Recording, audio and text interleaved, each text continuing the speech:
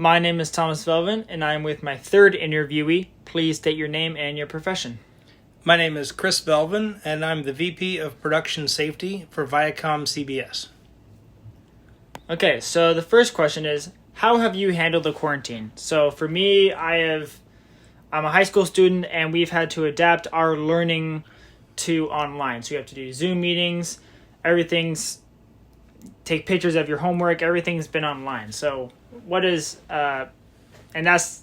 been very hard for some students to be able to handle that, but we're having to work through it, and same with the teachers. How have you handled this whole quarantine situation? For me, I already worked at home most of the time anyway. One big difference is I don't travel for work anymore. I didn't go into an office for work. So when I wasn't traveling, when I wasn't on the road, I worked from home. So it was already, that was easy enough.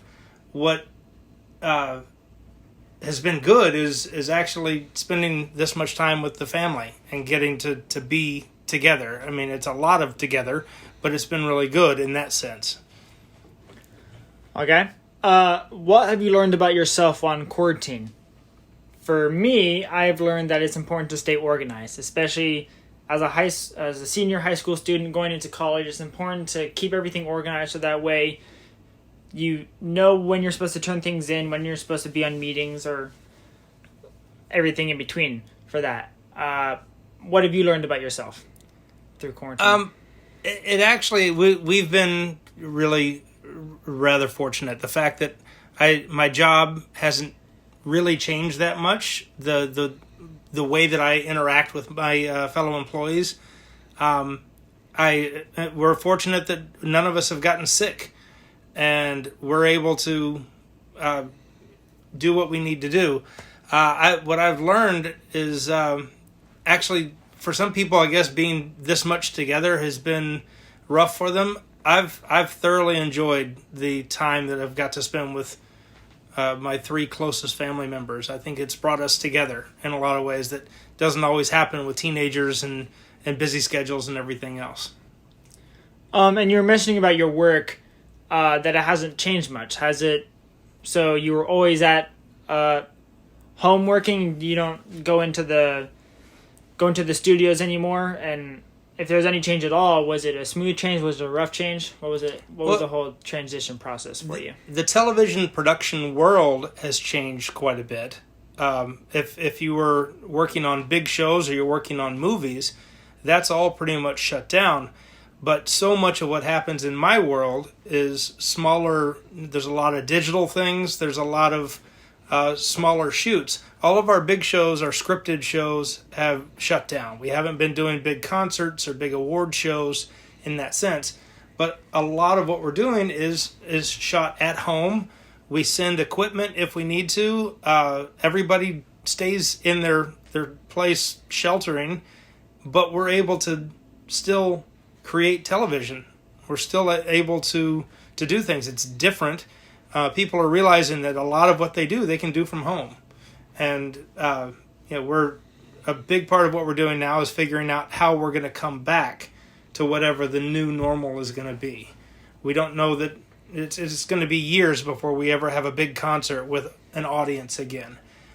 But there is television that we'll be able to figure out how to be clever to get more and more creative content without endangering each other. There's a lot of clever people working on it.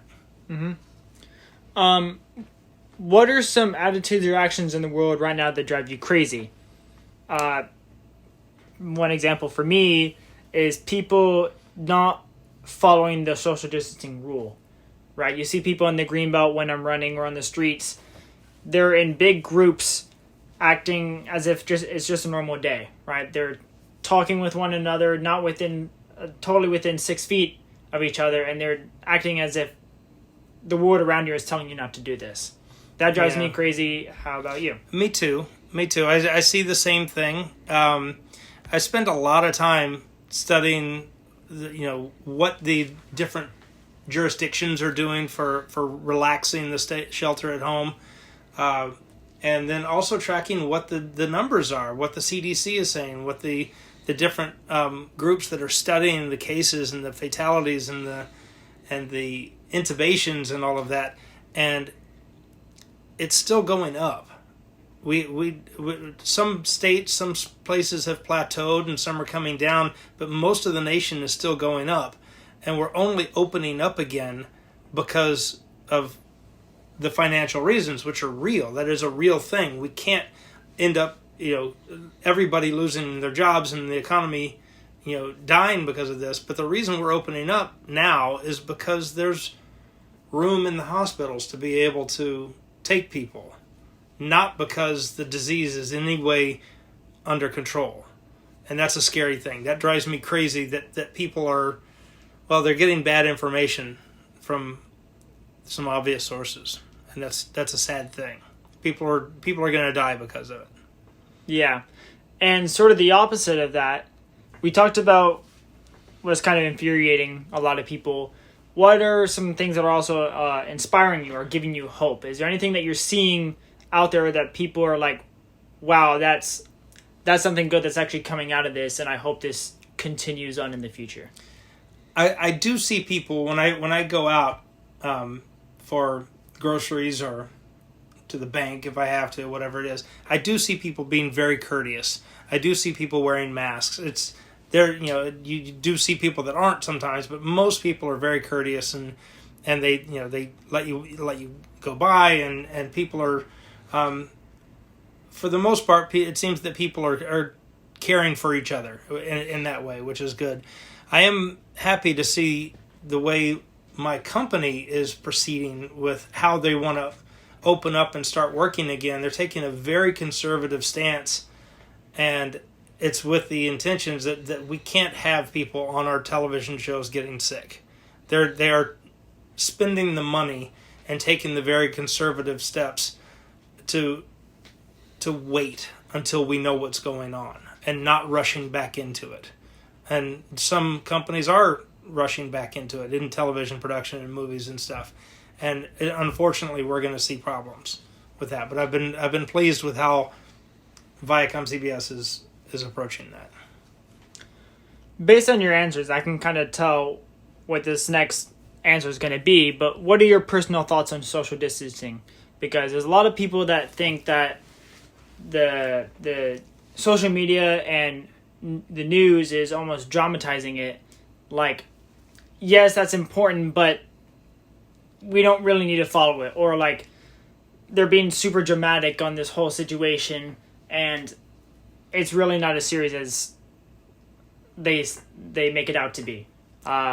Do you agree with that? Do you not agree with that? What are your thoughts? I think the social distancing is the only thing that's keeping us from being in a really, really horrible situation right now.